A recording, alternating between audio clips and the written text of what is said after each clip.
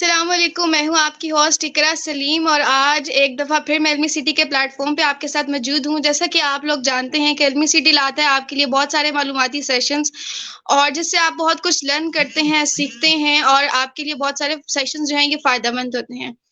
इसी तरह ही आज का जो सेशन है वो हमारे इस आप लोगों के लिए बहुत ज़्यादा इन्फॉर्मेटिव है। आप लोग जानते हैं कि हम लोगों ने जब भी इस पेज पे बात की है तो हमेशा बात की है साइकोलॉजी से रिलेटेड बात की है और कभी हम लोग ज़हनी बीमारियों को और कभी जिस्मानी बीमारियों को डिस्कस करते हैं। आज का जो टॉपिक है वो बिल्कुल थोड़ा-सा हट के है और बहुत ज़्यादा स्पेशल है। इसमें हम लोग आप लोगों को वो चीज़ अवेयरनेस देंगे जिसका शायद आप लोगों को पता भी ना हो कि ये क्या है।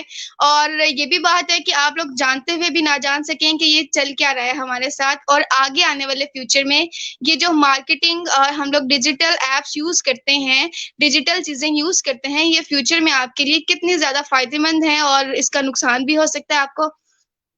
आज हम इन सब चीज़ों को डिस्कस करेंगे। सबसे पहले मैं वार्मली वेलकम करूँगी हमारे साथ जो गेस्ट मौजूद हैं सर अहमद मंजूर साहब। Thank you so much sir for joining us on the platform of फिल्मी सिटी। जज़ाकल्लाह, बहुत शुक्रिया। Thank you so much sir.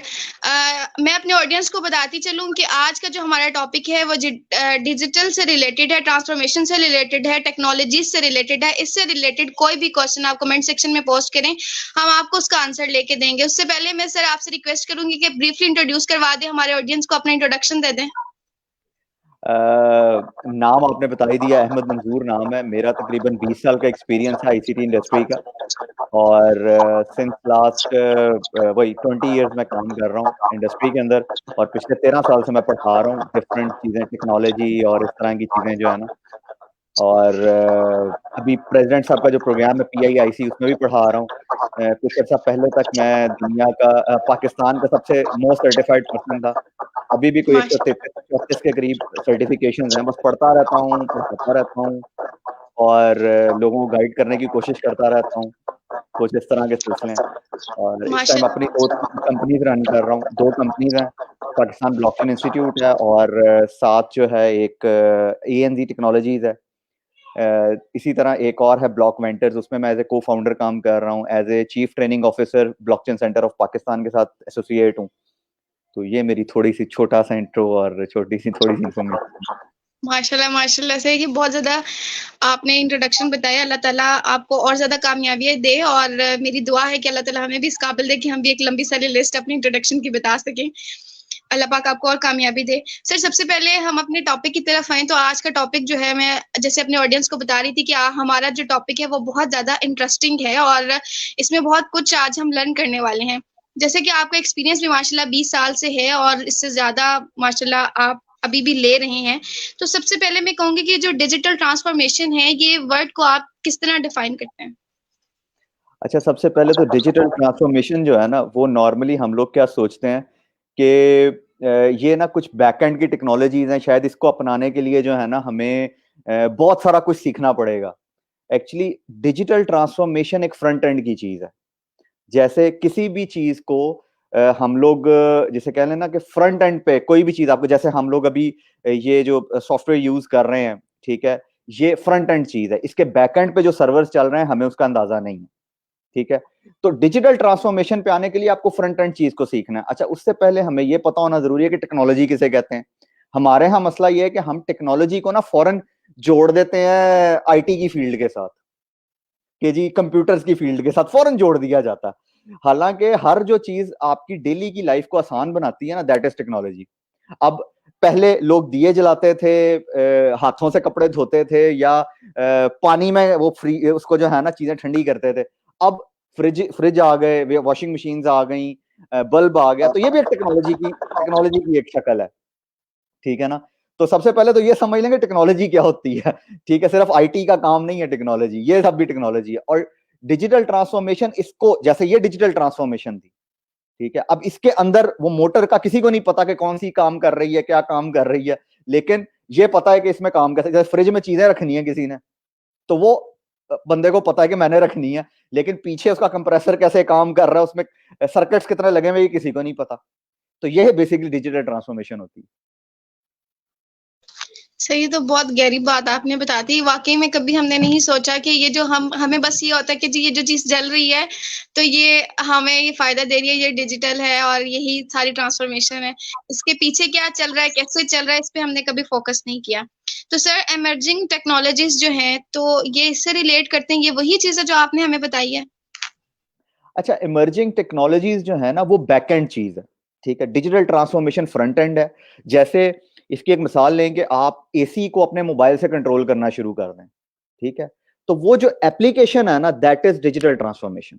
अब उसके बैक एंड पे टेक्नोलॉजी चल रही है, जैसे इंटरनेट ऑफ थिंग्स है या और बहुत सारी डेटा साइंसेज है, वो बैक एंड पे चल रही हैं। डिजिटल ट्रांसफॉर्मेशन हमेशा फ्रंट एंड पे आएगी। उसके अंदर दो चीजें आती हैं, उसको कहते हैं UX UI. UX is user experience और यूजर इंटरफेस। तो यूजर एक्सपीरियंस की बेस पे यूजर इंटरफेस डेवलप होता है एक्चुअली, जो कि यानी जिसको बंदा जैसे फेसबुक, अभी आपको तो नहीं पता फेसबुक के सर्वर्स कहां लगे हुए हैं, लेकिन आप सब यूज करते हैं फेसबुक, ठीक है ना। गूगल भी यूज करते हैं, जीमेल यूज करते हैं, किसी को नहीं पता सर्वर कहां पे लगे हुए हैं, ठीक है ना। तो बैकएंड पे वो डेटा सेंटर या क्लाउड कंप्यूटिंग जो भी यूज हो रही है टेक्नोलॉजी, वो इमर्जिंग टेक्नोलॉजीज में आता है।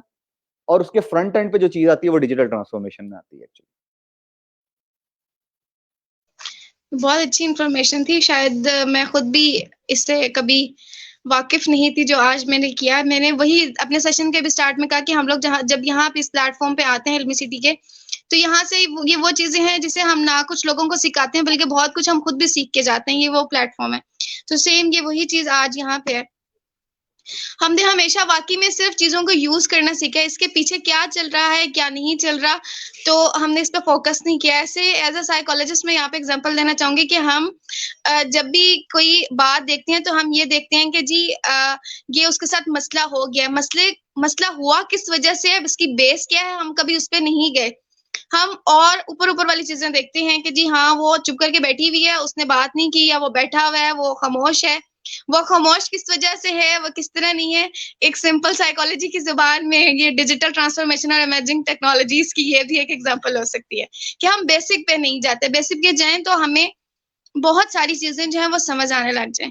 तो सर इसी तरह आपकी तरफ आने से पहले मैं अपने ऑडियंस से कहती रहूं कि आज का जो हमारा जो टॉपिक है वो डिजिटल ट्रांसफॉर्मेशन किससे रिलेटेड है। आप इससे रिलेटेड कोई भी क्वेश्चन हो प्लीज कमेंट सेक्शन में पोस्ट करें, और बड़ी माजरत के साथ आप लोगों से मैं कहूं कि जो क्वेश्चन आप पूछें टॉपिक से रिलेट करें, उससे रिलेटेड क्वेश्चन पूछे, मैं आपको उसका जवाब दूंगी। इस तरह सेशन करने का और भी मजा आता है जब आप लोग भी लर्न कर रहे होते हैं और हमें पता होता है कि आप लोगों का इंटरेस्ट जो है वो है। मैं ओवरऑल सबको वालेकुम अस्सलाम कह दूं। और सर अगर हम सेशन को आगे बढ़ाएं तो ये जो फोर्थ इंडस्ट्रियल स्टेज है जिसके बारे में हमने बहुत सुना हुआ है, ये चीज क्या है, आप इसको जरा बड़ा अच्छे तरीके से जैसे आपने पहले बताया अब भी बता दें। देखें, इंडस्ट्रियल रेवोल्यूशन 4.0 एक्चुअली आजकल ना एक बहुत बड़ा वर्ड बना हुआ है, सारी दुनिया इस पे बात कर रही है कि इंडस्ट्रियल 4.0, इंडस्ट्रियल रेवोल्यूशन 4.0 कुछ आ रहा। अच्छा, इंडस्ट्रियल रेवोल्यूशन 4.0 मल्टीपल टेक्नोलॉजीज का, जो अभी हमने इमर्जिंग टेक्नोलॉजीज की बात की ना, कि देखें हर कुछ अरसे के बाद, तकरीबन कह लें 100 साल के बाद एक रेवोल्यूशन आता है, या 50 साल के बाद एक रेवोल्यूशन आता है। वो बहुत सारी तरह का रेवोल्यूशन होता है। तो इसी तरह पहला जो रेवोल्यूशन आया वो 18th सेंचुरी में आया, दूसरा आया 19th सेंचुरी में, तीसरा 1969 में आया, और अब ये फोर्थ इंडस्ट्रियल रेवोल्यूशन है। इसके अंदर मल्टीपल टेक्नोलॉजीज को कंबाइन किया जा रहा है, जिसमें डेटा साइंसेज है, जिसके अंदर क्लाउड कंप्यूटिंग है, जिसके अंदर ब्लॉकचेन है। सबने ब्लॉकचेन का नाम आई होप सुना होगा, वो फिर कभी बात करेंगे उसके ऊपर, ठीक है ना। और जिसके अंदर आपकी आर्टिफिशियल इंटेलिजेंस है, जिसके अंदर रोबोटिक्स आ रहा है, जिसके अंदर 5G आ रहा है। ये सारी चीजों का कॉम्बिनेशन जो है दैट इज इंडस्ट्रियल 4.0, कि इसकी बेस पे जब दुनिया चलनी शुरू हो जाएगी ना, तो वो बेसिकली इंडस्ट्री रेवोल्यूशन 4.0 है। तो सर ये हम यहाँ पे कह सकते हैं कि ये जो हम बचपन से सुनते थे ख्वाबों की दुनिया, तो क्या ये वो है इंडस्ट्रियल रेवोल्यूशन? कह सकते हैं, यानी आप इसको ऐसे कह सकते हैं, ये वो फैंटेसी वर्ल्ड नहीं है। यानी मैं ना यहाँ पे एक मिसाल देता होता हूँ नॉर्मली अपने लेक्चर्स में भी, कि किसी ने अगर जो 1980s, मेरे एजमेट्स हो ना, जिन्होंने 1980s की एक मूवी थी बैक टू द फ्यूचर, उसका सेकंड पार्ट आया था, तो उसके अंदर ना उन्होंने दिखाया होलोग्राम, वीडियो कॉल और ये सब चीजें। तो तब बड़ी फैसिनेशन लगती थी, ओए ऐसा हो सकता है, ये चीज ये ऐसे पॉसिबल है।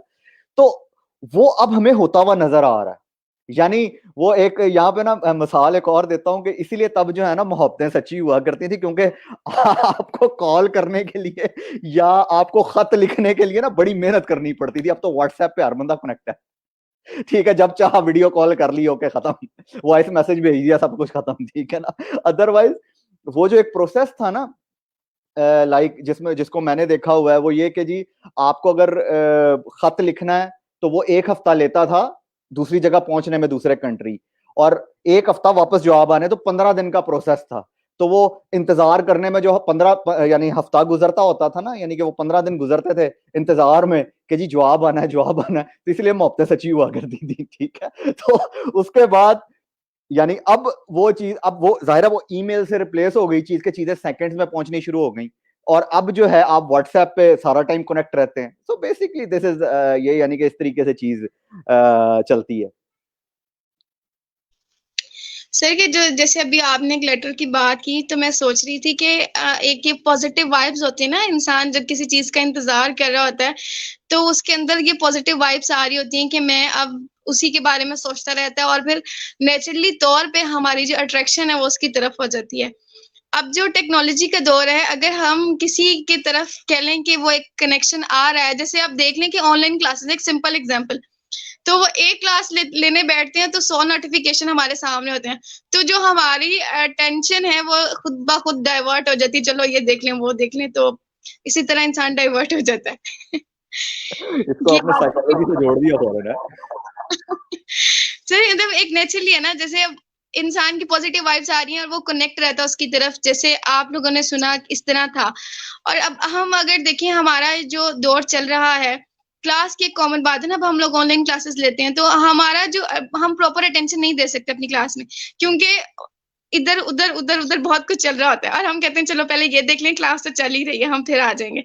तो ये भी एक बात है। तो सर ये भी एक बात है ना कि जितनी ज़्यादा टेक्नोलॉजीज़ आ रही हैं हमारे पास, और हम लोग उतना ज़्यादा उसका मिसयूज़ भी कर रहे हैं, और हम उससे कोई ख़ास फ़ायदा भी नहीं उठा रहे। देखें होता ये है कि अभी जैसे आपने बात की ना ऑनलाइन एजुकेशन की, जिस तरह हम इससे पहले भी बात कर रहे थे, by the way online education का फायदा बहुत है अगर इंसान उसको ठीक तरीके से ले।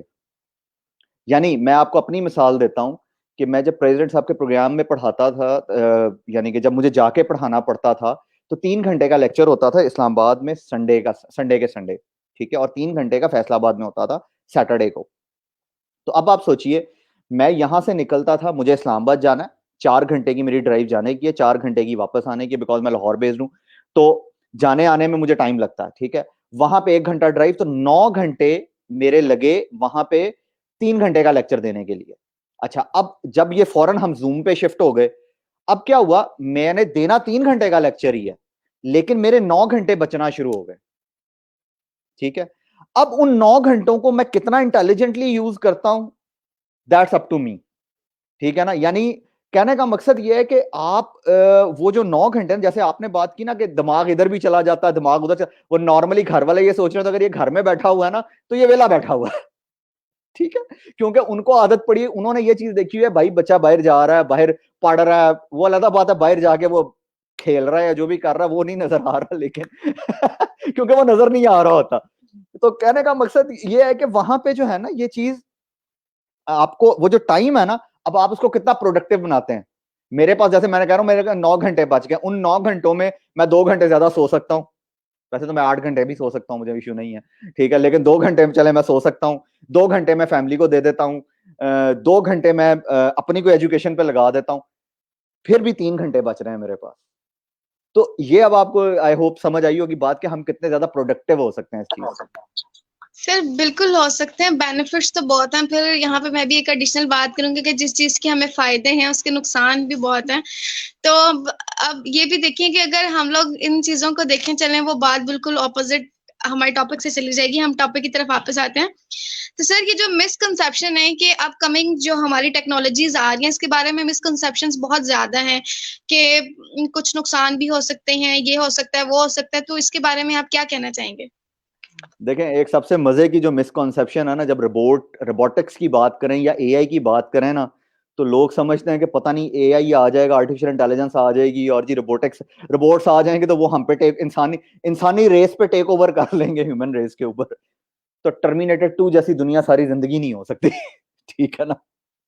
ये मिथ है और बहुत बड़ा मिथ है, क्योंकि वो हमने मूवीज देख देख कर हमने ये सोच लिया कि शायद आर्नल्ड श्वार्ज़नेगर आएगा और हमारे ऊपर टेक ओवर कर लेगा, तो वैसा तो नहीं होने लगा कभी भी। ठीक है ना? सर मूवीज जो है ये आप ये जो डिजिटल एक ये भी एक तो मार्केट है ना जो हमें दिखाया जाता है, तो हम लोगों के जो कंसेप्ट है वहां पे फिक्सेशन हो गई है और हमें लगता है कि अब ऐसे ही होगा। जैसे अब आप उसकी बात कर रहे हैं फोर्थ इंडस्ट्रियल की, अब जब ये आएगा तो अब जिक्र सुनते हैं तो हमें लगता है कि फौरन से एक मूवी दिमाग में चल गई कि उसमें ऐसे बताया था उन्होंने, ऐसे ही होगा, तो वहां पे हमारी फिक्सेशन है कि हाँ शायद ऐसे ही हो। तो ज्यादा मिसकंसेप्शन इस चीज को लेके है। देखें वही बात ना, एक्चुअली हम लोग क्योंकि रिसर्च नहीं करते, हम लोगों में ना एक बहुत बड़ी प्रॉब्लम है, हम पढ़ते नहीं है। यानी देखें, मैंने भी चीजें पढ़ पढ़ के सीखी हैं। और दूसरा, हमारे अंदर एक प्रॉब्लम बहुत बड़ी ये है कि हम ना फ्री की चीज हमें बड़ी अच्छी लगती है। ठीक है, मजे की बात बता रहा हूँ, यानी एजुकेशन भी लोग ले रहे हो ना, उन्हें कहो कि जी ये जी आप फ्री में ले लें, वो कहेंगे 100 बिस्मिल्लाह दो जी। ठीक है, अच्छा उसको डाउनलोड करके रख लेंगे, पढ़ेंगे कभी नहीं। अच्छा, अब उसकी रीजन है ना, देखें फ्री की चीज का आपको ऐसा लग रहा है कि आप फ्री की चीज ले रहे हैं, और क्योंकि आप उस पे आपने कोई आपकी तो कोई इन्वेस्टमेंट नहीं है, तो आप कैसे ये उससे सोच सकते हैं कि आपको इससे कोई बेनिफिट होगा? जाहिर है फ्री की चीज का कोई बेनिफिट नहीं होता, क्योंकि आपकी कोई कुर्बानी नहीं हुई उसके ऊपर, आपने कोई जो है ना उस पे वो नहीं किया, इन्वेस्ट नहीं किया हुआ, तो इसलिए उसका फायदा भी उस लेवल पे नहीं होता हम लोगों को। तो सबसे पहली चीज तो ये कि हमें जो है ना रिसर्च करनी चाहिए टका के। ये बात कह सकते हैं कि ये हमारी जो पाकिस्तानी अवाम है या मतलब हम लोग भी इंक्लूड होते हैं कि ये डंडे के जोर से चलते हैं, जब तक हमारी अपनी जेब से पैसे ना जाएं हमें दर्द नहीं आता कि होए मैंने तो पैसे दिए हैं मैं पढ़ लूं। और ये बात ठीक है कि अगर आपको कोई कोटेशन भी मिल रही है ना तो हम नहीं पढ़ेंगे, हम उसको गुजार देते हैं, यार क्या अब इतना लंबा बंदा पढ़े। तो देखें एग्जैक्टली इसीलिए जो है ना, जैसे जब आप सपोज करें कोई मूवी भी देखते हैं, ठीक है, अब मूवी के अंदर भी अगर एक कॉन्सेप्ट है तो उस पर रिसर्च करनी चाहिए। बाय द वे यही बात हमें कुरान इस्लाम हमें ये चीजें सिखाता है कि जी रिसर्च करो, तो वो हमें रिसर्च करनी ही चाहिए। यानी हमारे पास तो कोई हदीस आ जाए ना, हम एज इट इज उसको फॉरवर्ड कर देते हैं। और मजे की बात है, हम वो कौम है जो यानी लिखा होता है ना नीचे, अगर तुमने फॉरवर्ड ना किया तो पता नहीं जन्नत में चले जाओगे। तो हम उसमें फौरन जो है ना जज्बाती हो जाते हैं। तो मेरा नहीं ख्याल कि हमें जो है ना इन चीजों पे वो करना चाहिए। बिल्कुल सही बात है, इस बात से तो मैं खुद इतना तंग हूँ, मैं सबसे पहले ये मैसेज डिलीट करती हूँ कि जी तुमने रात तक तुम्हें कोई खुशखबरी मिल जाएगी। मैं सोचती हूँ कि लोग ये इस डिजिटल का ये एक मिसकंसेप्शन होगी ना कि इसका कितना मिस यूज कर रहे हैं। अगर इस तरह ही हो जाए कि हम 10 बंदों को फॉरवर्ड कर दें, फिर नमाज और कुरान पाक क्यों आया है दुनिया में? हम क्यों पढ़ते हैं? वो हमें क्यों कहा जाता है कि तिलावत करो, नमाज पढ़ो, कोई जिक्र करो अल्लाह का अगर कुछ लेना है तो? लोगों ने देखें ये मिसकंसेप्शन है और उन्हें एक प्लेटफॉर्म मिल गया है, ये डिजिटल प्लेटफॉर्म ही है हमारा जिसके थ्रू ये मार्केटिंग कर रहे हैं, अपनी गलत वॉइस भेज रहे हैं, लोगों को गलत हदीस बना के भेज रहे हैं और बहुत ज्यादा मिसगाइड कर रहे हैं इस्लाम से रिलेटेड। देखें इसी तरह ही होता है ना, ये जो चीज होती है ना कि जी आप मिसकॉन्सेप्शन जब आपने फैलानी हो ना, आप किसी भी तरीके से फैला दें। जैसे आजकल यूट्यूब है, देखें आप लोग तो एक अच्छा काम कर रहे हैं, इल्मी सिटी माशाल्लाह आप नॉलेज फैला रहा है, ठीक है जी, और यानी एक बेहतरीन काम कर रहा है। लेकिन बहुत सारे लोग आपको इस तरह के भी मिलेंगे जो जी यानी गलत इंफॉर्मेशन लाके वो यहाँ पे कर देते हैं, जिसमें से एक जैसे ये भी बात होती है कि जी पता नहीं इस तरह से पाकिस्तान की इकोनॉमी जो है बड़ी बेहतर हो सकती है किसी भी चीज को यूज करके। तो मैं ना उनको सिंपल एक क्वेश्चन नॉर्मली लिखता होता हूँ कि प्लीज जाके यार ये जो आइडिया आप दे रहे हैं ना, ये जाके किसी बड़े बंदे को दें, ताकि तो वो नहीं कर सकते वो लोग, ठीक है, कि किसी इकोनॉमिस्ट से डिस्कस करेंगे ये क्या चीज है। वो छोटे छोटे वो लोग हैं, वो आके जो है ना बड़ी मजे मजे की बातें कर जाते हैं कि जी ये चीज ऐसे होगी। तो मिसकॉन्सेप्शन हम लोगों की जिम्मेदारी ये है, जैसे सब पढ़े लिखे लोग हैं माशाल्लाह, यहाँ पे आप हैं सब, हमें खुद डिस्कस करके हमें खुद उस पर रिसर्च करनी चाहिए। एक एजुकेशनिस्ट, एक जो पढ़ा लिखा बंदा होता है ना, उसकी ये जिम्मेदारी है कि जी वो खुद से रिसर्च करे और लोगों को, जैसे अब आप साइकोलॉजिस्ट हैं माशाल्लाह, ठीक है, तो मैं अगर आके ये कहूँ ना मुझे आपसे ज्यादा साइकोलॉजी आती है, मैंने 2 किताबें पढ़ ली, गलत बात है। ठीक है, आपके पास 4 साल डिग्री है, मेरे पास नहीं है। लेकिन मैं आगे आपका मुकाबला यानी कि मैं करना, मैंने जी एक किताब पढ़ी है किसी भी कह लें साइकोलॉजी की, और जी मैं आके कहूं कि नहीं जी मुझे आपसे ज्यादा पता, मैं तो देखें एज में आपसे बड़ा हूं, मैं जी मेरे पास जो है ना आपसे ज्यादा नॉलेज है, मेरा एक्सपीरियंस आपसे ज्यादा, तो मैं आपका मुकाबला करना शुरू कर दूं, तो वहां पे ज्यादती है। तो हमें खुद रिसर्च करनी चाहिए, लोगों से गाइडेंस लेनी चाहिए। ऐसा पॉसिबल नहीं है कि मैं बस कहूं कि नहीं जी मुझे ज्यादा आता तो बस ठीक है ज्यादा ही आएगा। सर ये भी एक मिथ है कि लोग कभी भी अपनी गलती नहीं मानते, मिसकंसेप्शंस देते हैं और आपको हमेशा डीवैल्यू करते हैं। उनके पास आपके जितना नॉलेज हो या ना हो, लेकिन वो इतने कॉन्फिडेंस से आपके सामने खड़े होते हैं कि जी हमें सब कुछ आता है, शायद आपको नहीं आता। और वो अगर आप उनसे बात करें तो जी मैंने उस जगह पढ़ा था, मैंने उस जगह पढ़ा था, भाई किस जगह पढ़ा था? जी मुझे एक मैसेज आया था। तो ये फिर वही बात आ जाती कि ये जो एक उनको एक प्लेटफॉर्म मिल रहा है डिजिटल, उसके थ्रू ये मिसकंसेप्शन है, बात भी आधी पढ़ी होती है, पूरी पढ़ी नहीं होती, और उसको आगे 10 लोगों में फैलाने की भी कोशिश कर रहे होते हैं। तो ये तो एक बहुत बड़ी गलत बात भी है। और स्पेशली मैं लोगों से कहूंगी कि प्लीज खुदा का वास्ता है कि कुछ इन चीजों पे कंट्रोल करें। ये इससे ये नहीं है कि आपके जो छोटे बहन भाई हैं, आप अपने घर में भी इस चीज की मिसकंसेप्शन दे रहे हैं। आप लोग अगर देखें कि ठीक है किसी को मैसेज देना अच्छी बात है, लेकिन मैसेज भी अच्छा होना चाहिए। ऐसे तो नहीं है कि 10 लोगों को इस्तगफार का मैसेज कर दो और आपकी बख्शिश हो जाएगी, आपको जन्नत मिल जाएगी। अगर ऐसा हो तो कुरान पाक और नमाज दुनिया में ना आई हो, इतना सब कुछ ना हुआ हो, हमें ना कहा गया हो कि आप इन चीजों को पढ़ें, इबादत करें, अल्लाह को टाइम दें, अल्लाह का जिक्र करें, तो वो वज़ाइफ करें, अपने मुंह से करें। हम जो भी पढ़ेंगे हमारे लिए है, ठीक है? मैं यहाँ पे जो भी कहूँगी हमारे लिए, आपके लिए नहीं है। तो सो प्लीज़ ज़रा इस चीज़ पे फ़ोकस करें। सर अगर हम लोग अपनी एक मैं कमेंट देख रही थी, यहाँ पे हमारा कमेंट है कि डिजिटल टेक्नोलॉजी को एक इंटरेस्टिंग सब्जेक्ट के तौर पे नहीं पढ़ा जा सकता। सर ये ये फारिया ने किया हुआ आई थिंक, देखें हाँ जी। डिजिटल चलिए टेक्नोलॉजी सर, को बड़ी जो है, मुश्किल में देखिए मैंने मैसेज किया, उनकी ज़रा मुश्किल हल करते हैं आप।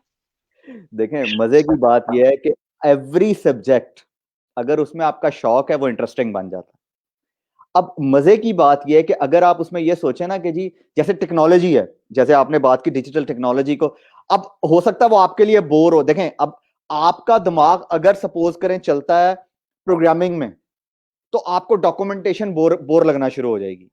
मेरा दिमाग चलता है डॉक्यूमेंटेशन में, ठीक है, तो मुझे वो जो है ना प्रोग्रामिंग बोर लगती है। तो ये पर्सनालिटी टू पर्सनालिटी वेरी करता है। अब जैसे इसकी मैं एक मिसाल देता हूं कि जी अब सपोज करें एक बंदे को फिटनेस का शौक है और एक को नहीं है, वो उसको खाने पीने का शौक है। तो आप खाने पीने वाले को कहें ना तुम फिटनेस की तरफ आ जाओ, वो कहेगा यार मैं थक जाता हूं, मेरे पास टाइम नहीं है। ठीक है। और फिटनेस वाले को कहें कि तुम खाने पीने की तरफ, कहेगा ओहो कितना खाऊंगा मैं, मेरे अंदर कैलोरीज आ जाएंगी, मेरे अंदर ये हो जाएगा, मैं तो बर्बाद हो जाऊंगा, तो नहीं नहीं मैं। तो वो हर बंदे को अपनी चीज, आपको सबसे पहले ये देखना पड़ता है कि आपका शौक किस चीज में है। ठीक है, उसके बाद आप इस पे डिसीजन लेते हैं कि ओके जी मैं जो है ना अब ये चीज कर सकता हूं कि नहीं कर सकता हूं, फिर आपको वो चीज बोर नहीं लगेगी। इसीलिए कहा जाता है कि जिस चीज का आपको शौक है उसमें अपना कैरियर बनाए, कैरियर बहुत अच्छा रहता है उसमें। ठीक है ना।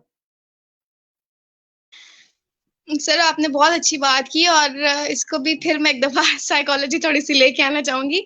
ये बात ठीक है, हम लोग भी जब कैरियर काउंसलिंग की बात आती है ना, तो वहां पे ये चीज प्रेफर की जाती है कि आपके अंदर अपने जो अंदर स्किल्स है ना, आप उनको देखें, अपनी आवाज सुने कि आप किस चीज में ज्यादा अच्छे हैं और आपको क्या लग रहा है कि आप ये बहुत अच्छे से कर सकते हैं।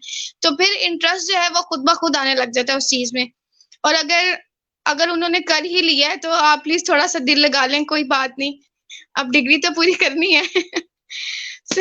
एक हम नेक्स्ट सेशन आगे बढ़ाएं।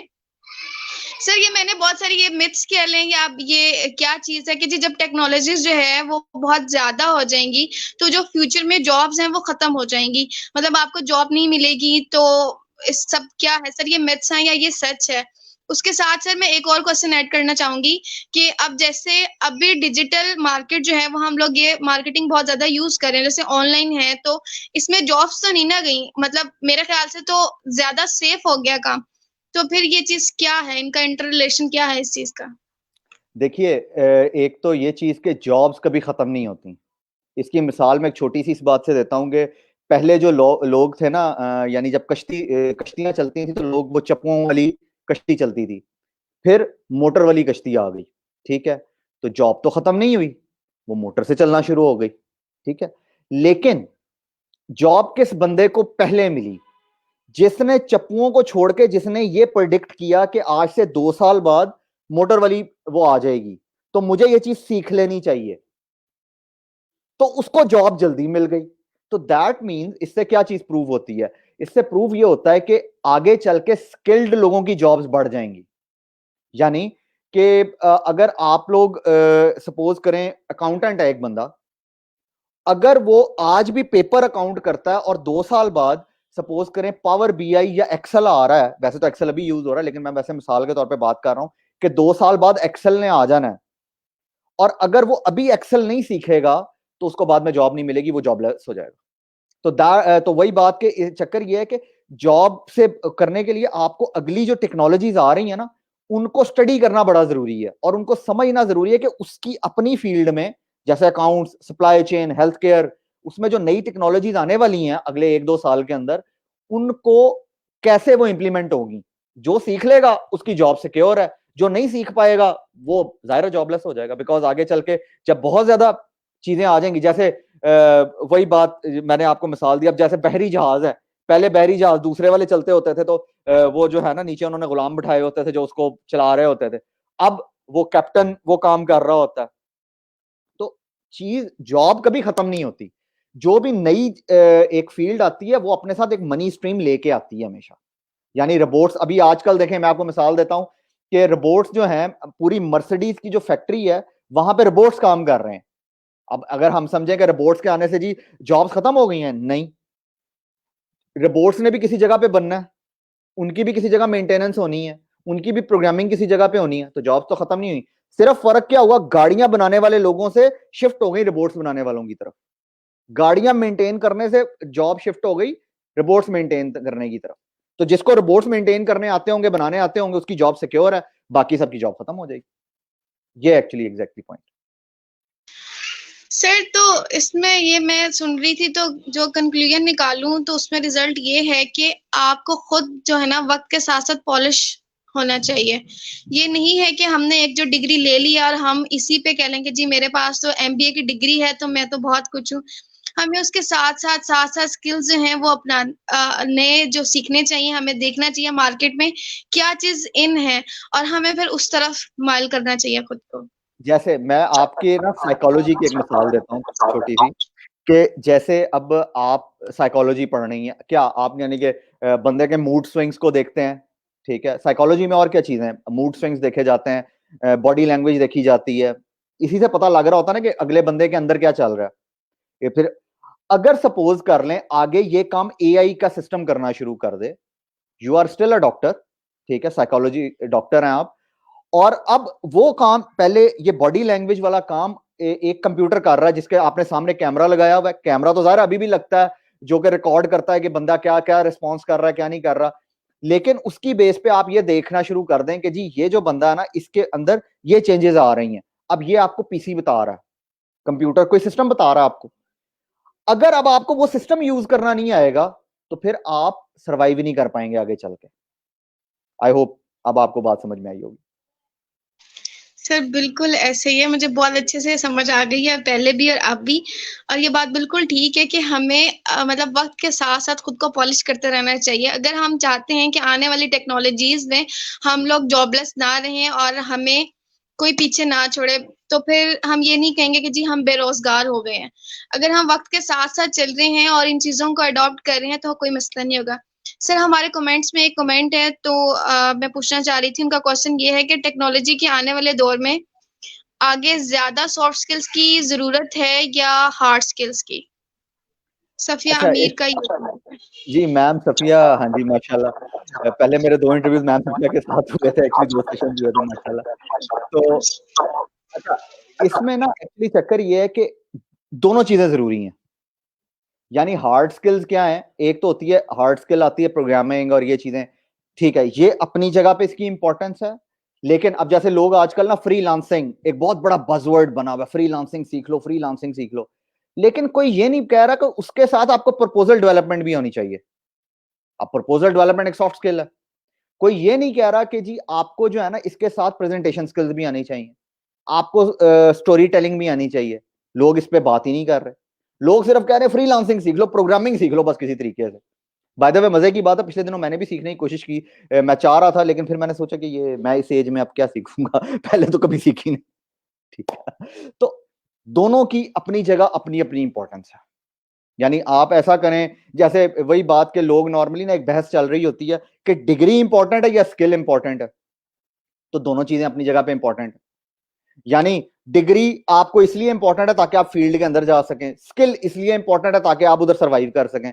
यानी आप अगर घोड़े की रेस में जो है ना, घोड़े की रेस हो रही है और आप कहते हैं नहीं नहीं मुझे स्किल मेरे अंदर है, मैं जो है ना, अब घोड़ा सपोज कर लें डिग्री है, और आप ये समझ लें कि जी मेरे अंदर स्किल है, मैं खुद दौड़ सकता हूं, तो आप घोड़े का मुकाबला नहीं कर पाएंगे, घोड़ा आगे निकल जाएगा। ठीक है ना। तो लेकिन अगर आपके पास घोड़ा भी है और साथ आपको उसमें दौड़ाने की स्किल भी है, फिर अब आप जीत जाएंगे। तो आपको दोनों चीजें रिक्वायर्ड, और दोनों को मिला के चलना पड़ता है हमेशा। सही है, बहुत अच्छी आपने बात की और एग्जाम्पल तो बहुत अच्छी थी कि वाकई में कि ये बहस बहुत है। शायद कुछ दिन पहले मेरा एक सेशन भी था इन्हीं चीजों पे कि आपके लिए जॉब्स इम्पोर्टेंट, स्टडी इम्पोर्टेंट है या स्किल्स इम्पोर्टेंट है। तो वहां पे बहुत सारे जो लोग थे वो कमेंट कर रहे थे कि स्किल्स होने चाहिए, स्किल्स होने चाहिए। स्किल्स के साथ आप खड़े हैं लेकिन आपको किसी से बात नहीं करनी आ रही, तो आपको आगे लेके कौन जाएगा? आपको उस इंडस्ट्रियल स्केल में किसी ने गेट के अंदर ही नहीं जाने देना। सबसे पहले तो आपकी डिग्री देखी जाती है, जब आपको सीवी देख के आपको कॉल की जाती है। खाली स्किल्स देखेंगे तो आपको तो कोई नहीं बुलाएगा। वो तो एक आपका बिल्कुल शुमार ही दूसरी जगह पे हो जाता है। इसकी ना एक और मिसाल मैं देता हूं कि एक इंजीनियर है, मैकेनिकल इंजीनियर है, और एक मैकेनिक है। दोनों को गाड़ी ठीक करनी आती है। ठीक है, ज्यादा पैसे कौन लेता है? मैकेनिकल इंजीनियर, बिकॉज उसके पास स्किल भी है, उसके पास डिग्री भी है, तो वो एक लेवल पे बैठता है। मैकेनिक, ठीक है, काम वो भी वही कर रहा है, सेम काम कर रहे हैं दोनों, दोनों को गाड़ियां बनानी भी आती हैं, सब कुछ करना आता है, लेकिन मैकेनिक को लोग, क्योंकि उसके पास स्किल है, डिग्री नहीं है, वो उस जगह पे नहीं जाता। ठीक है, ये सपोज करें हम फोर्ड गाड़ी की बात कर लेते हैं। ठीक है, फोर्ड में जो हेड इंजीनियर होगा ना, वो मैकेनिक नहीं होगा, उसके अंदर समथिंग, यानी कि उसके पास डिग्री भी होगी, पीएचडी डिग्री होगी, कुछ भी होगा, वट। तो अगर हम इस लड़ाई में, क्योंकि मैं बहुत सारे लोगों को बहस करता देखता हूं, मुझे नहीं पता इस बहस के पीछे वो क्या चाहते हैं, अपने आप को मनवाना चाह रहे होते हैं, मुझे नहीं पता, लेकिन ये बड़ी बहस चल रही होती है। डिग्री, स्किल्स, दोनों चीजें वाइस वर्सा हैं, एक दूसरे के लिए इंपॉर्टेंट है हमेशा। यानी कुछ लोग, जैसे कुछ लोगों को मैं जानता हूं, उन्होंने कहा कि जी हम ना ये सर्टिफिकेशन कर रहे हैं और अब जो है ना हमें जॉब दे दो। अच्छा, सर्टिफिकेशन जी उन्होंने कहां से की? जाके वो जो डंप्स वगैरह मिलते हैं वहां से सर्टिफिकेशन कर ली, उसके बाद आगे फ्री में काम कर रहे हैं, क्या फायदा? ठीक है, लेकिन वो अपने आप को जो है ना, बाद में सारे टाइम के साथ साथ सीख जाते हैं, वो मसला नहीं है, लेकिन अगर आपने उसको तरीके से किया होता, बगैर डंप्स के किया होता, इंसानों की तरह पढ़ के किया होता, तो आपको वो चीज जो है ना थोड़ा सा जल्दी मिल जाती। बेसिकली बात सिर्फ इतनी सी है। तो वो एक अजीब सी बहस चल रही होती है, मुझे नहीं पता इसके पीछे क्या। वही बात, लोगों के दरमियान में मिसकॉन्सेप्शन लोग बना देते हैं, वजह पता नहीं। मिसकंसेप्शंस हैं। सर ये आपने बात बिल्कुल ठीक है। इसी तरह वो कह लें कि जी हम मैट्रिक के बाद हमने अपने बच्चे को डिप्लोमा करवा लिया और इसको जॉब मिल जाएगी, लेकिन लोग 2-3 साल का इंतजार नहीं करते, 2-3 साल उसको मुफ्त काम में लगा देते हैं। लेकिन वो 2-3 साल वो नहीं देते कि वो अच्छी एजुकेशन के साथ ये स्किल साथ लेते हुए अच्छी जॉब ले ले और उसको फौरन से अच्छी सैलरी मिल जाए। लेकिन ये जो मिसकंसेप्शन है, आई थिंक सो ये कभी खत्म शायद कभी हो ही जाए, but it's very difficult task. देखें, होता पता है क्या, एक्चुअली जिस तरह आपने बड़ी जबरदस्त बात की कि एक्चुअली इसके मुताल्लिक मेरे सामने ना बहुत सारी मिसालें हैं ऐसी। होता ये है कि एक बंदे को ना आपने क्या किया, फील्ड में छोड़ दिया बगैर डिग्री के, अब वो मेहनत कर रहा है, 2 साल बाद उसको 30-40 हजार रुपए की सैलरी मिलना शुरू हो जाती है, 2 साल काम करने के बाद। अगर वही बंदा 2 साल पढ़ के 30 हजार सैलरी पे लग जाए, दोनों में फर्क क्या? मुझे नहीं समझ आई बात की। ठीक है ना। बिल्कुल ऐसे ही आपकी बात, वही बात बहुत वैलिड है। ऐसे ही है, लोग सब्र नहीं करते ना। उन्हें ये होता है कि बस हमारा बेटा जवान हो गया, अब ये पैसे कमा के लिए फील्ड में चला जाए, फील्ड में चला जाए, बेचारा चाहे धक्के खा रहा हो, उधर उसको कोई जगह ना दे रहा हो, लेकिन पेरेंट्स का वो है कि जी हम तो उसको खड़ा कर रहे हैं किसी मैकेनिक के पास, अब 2 साल तक वो रेडी हो जाएगा। एक ना जी सर।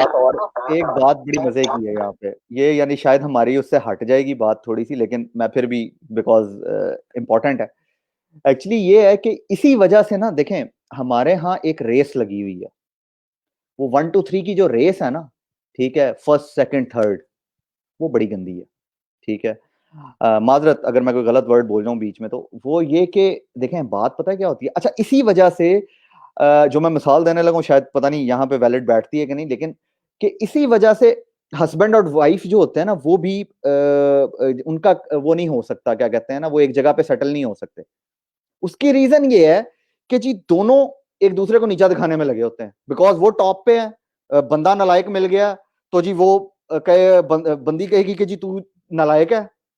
अच्छा, बंदा लायक है, बंदी ने नहीं पढ़ा हुआ, तो वो उसको वो करना शुरू कर देगा। हालांकि इस्लाम भी ये कहता दोनों ने इकट्ठे चलना है, दोनों ने एक दूसरे को ग्रो करवाना है, ठीक है। और यहाँ पे ये प्रॉब्लम बहुत ज्यादा आती है, इसी वजह से वो जो हमारी आपस में मिसअंडरस्टैंडिंग की रेशियो है वो बहुत ज्यादा हो जाती है।